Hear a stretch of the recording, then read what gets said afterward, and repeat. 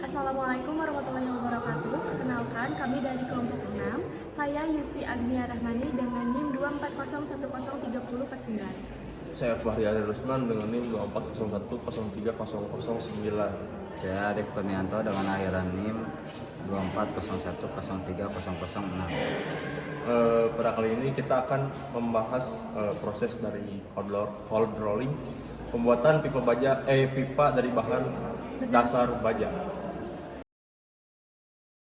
Assalamualaikum warahmatullahi wabarakatuh. Jadi penelitian ini fokus pada pembuatan pipa seamless tebal berbahan baja, yaitu thick walled seamless pipe dengan rasio diameter luar tebal kurang lebih 3 OD atau thickness kurang lebih 3 juga. Melalui proses cold rolling, Pilger cold rolling.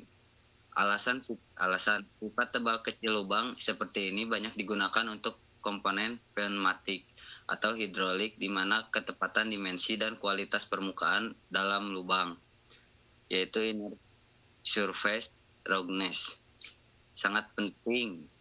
Metode tradisional drilling, honing, polishing banyak tahapan, kurang lebih 30 tahapan dan kurang efisien. Juga proses rolling tradisional lebih sering untuk pipa tipis. Tujuan penelitian ini menguji proses cold rolling baru untuk pipa tebal atau lubang kecil dengan mengevaluasi pengaruh variabel seperti feed rate terhadap kualitas permukaan dalam, mikrostruktur, dan sifat mekanik pipa. Lalu kemudian ada tabelnya. Di sini saya akan menjelaskan pipa baja sebelum diproses. Pertama ada elemen karbon, simbol C, jumlah WT 0,29%. Peran dalam baja, unsur utama penentu kekerasan dan kekuatan baja kandungan 0,29%, menunjukkan baja ini tergolong biasa karbon sedang. Kemudian ada silikon, simbol Si, jumlah WT 0,19%. Berfungsi sebagai deoksidator saat pembuatan baja sedikit meningkat kekuatan dan kekerasan. Lalu ada mangan, simbol Mn, jumlah WT 0,14%. Peran dalam baja meningkatkan kekerasan, hardenability, kekuatan dan ketahanan aus. Berfungsi juga sebagai deoksidator.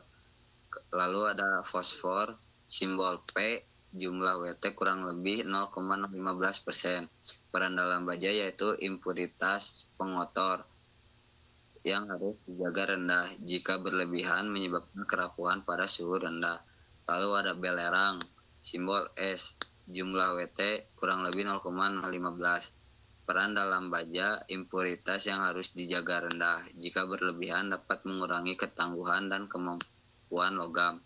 Kemudian ada nikel plus kromium plus molybdenum, simbol Ni, Cr, dan Mo, jumlah WT 5,0. Peran dalam baja adalah panduan utama yang sangat signifikan.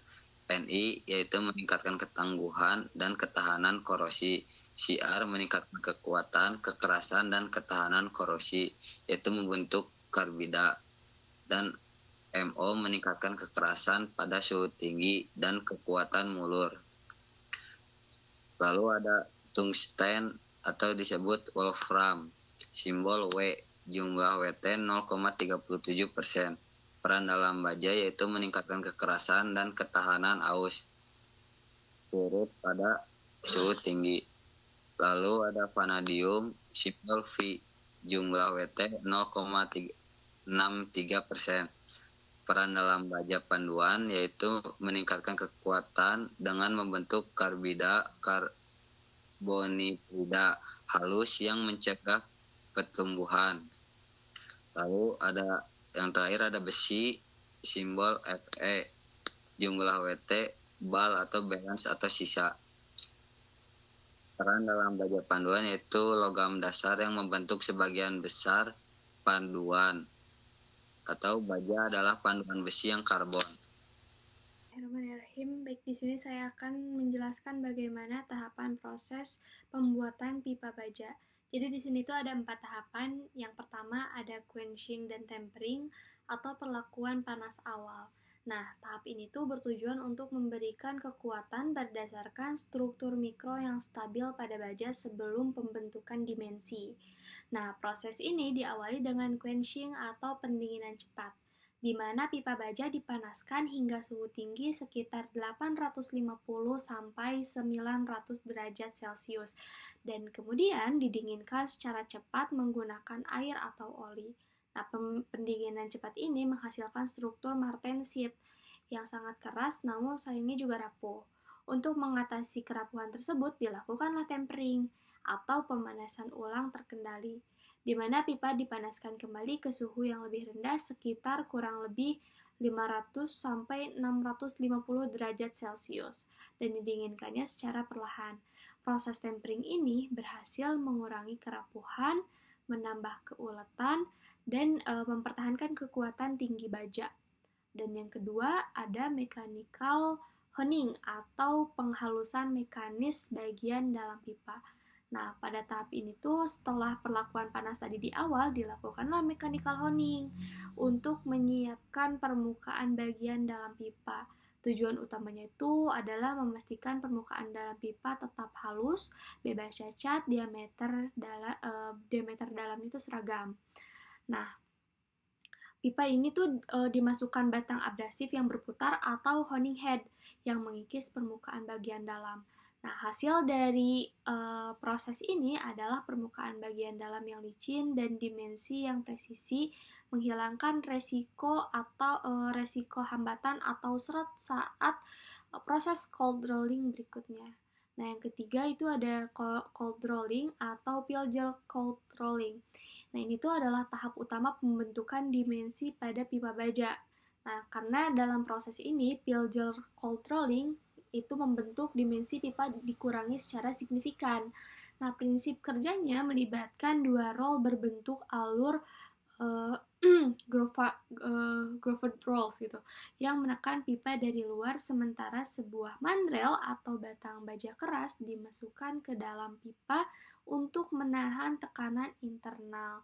Nah, yang tadi 2 roll itu tuh berputar secara bolak-balik menekan pipa dan menyebabkan diameter luar mengecil serta dindingnya tuh menipis. Secara bersamaan, pipa ini tuh digerakkan maju sedikit atau feed rate. Nah, feed rate ini tuh diputar setelah setiap langkah penekanan. Feed rate ini tuh dibagi menjadi 2, ada feed rate kecil dan ada feed rate besar.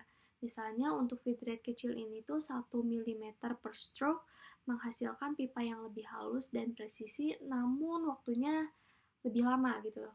Berbanding terbalik dengan feed rate besar. Misalnya 6 mm per stroke nih.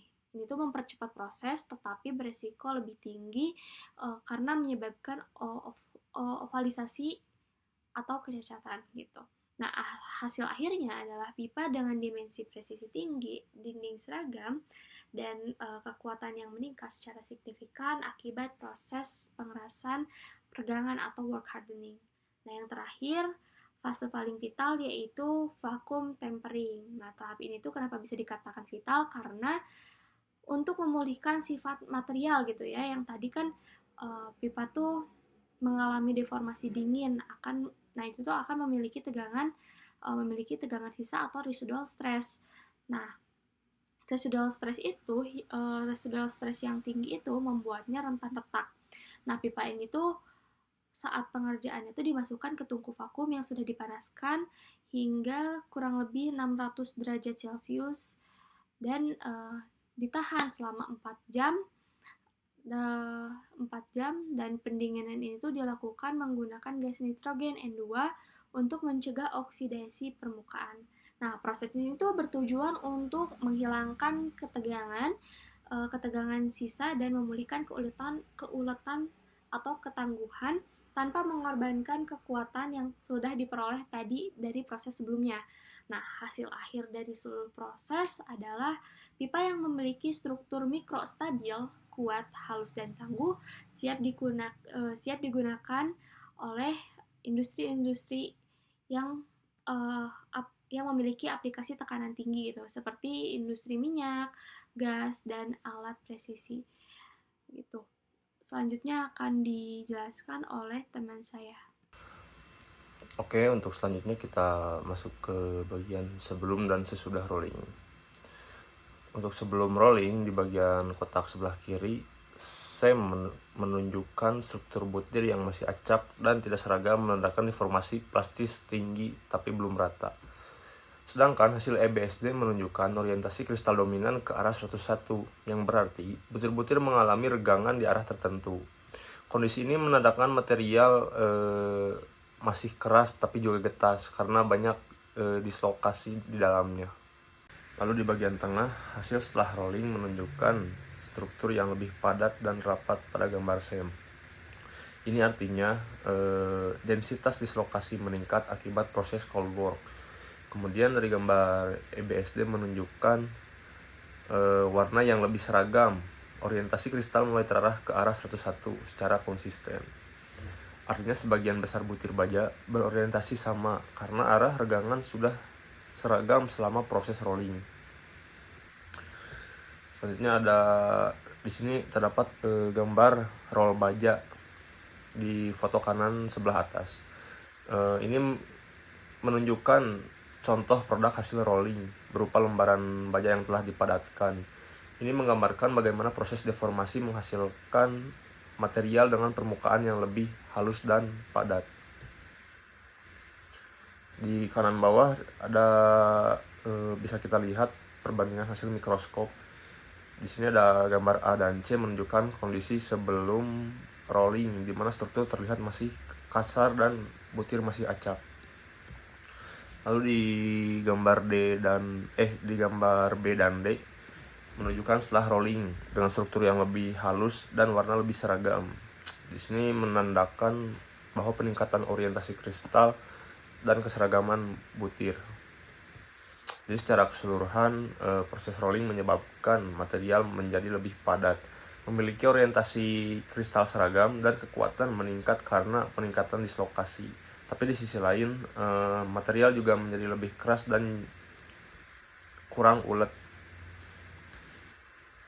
Oke, untuk slide selanjutnya kita akan masuk ke bagian hasil utama dan analisis proses dari rolling yang dilakukan. Pada kotak pertama di sini ada dimensional akurasi dan feed rate.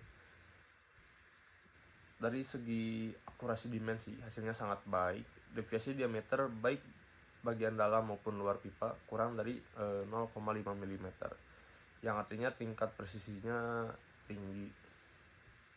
Lalu variasi feed rate antara 1 hingga 6 mm per stroke tidak memberikan pengaruh signifikan terhadap diameter akhir pipa. Namun peningkatan feed rate justru menurunkan kekerasan permukaan dari sekitar 0,285 mikrometer menjadi 0,146 mikrometer. Hal ini terjadi karena tekanan normal persatuan area meningkat, sehingga deformasi plastis di dinding pipa lebih efektif dan menghasilkan permukaan yang lebih halus. Selanjutnya dari sisi sifat mekanik, struktur mikro yang terbentuk berupa temper sorbit dengan ukuran butir sekitar 16 mikrometer. Setelah proses rolling, kekuatan material meningkat signifikan. Yield strength naik dari 985 menjadi 1125 MPa. Tension strength juga meningkat dari 1134 ke 1178 MPa. Namun, energi impact sedikit menurun dari 58 menjadi 52,2 joule, menunjukkan bahwa toughness berkurang sedikit akibat peningkatan kekerasan. Setelah dilakukan vacuum tempering, densitas dislokasi menurun dan sifat mekanik kembali mendekati kondisi awal. Toughness juga meningkat hingga 60,5 joule. Baik, begitu saja yang dapat kami sampaikan. Mohon maaf bila ada salah-salah kata dan kekurangan dari penyampaian kami. Kami pun pamit undur diri. Wassalamualaikum warahmatullahi wabarakatuh.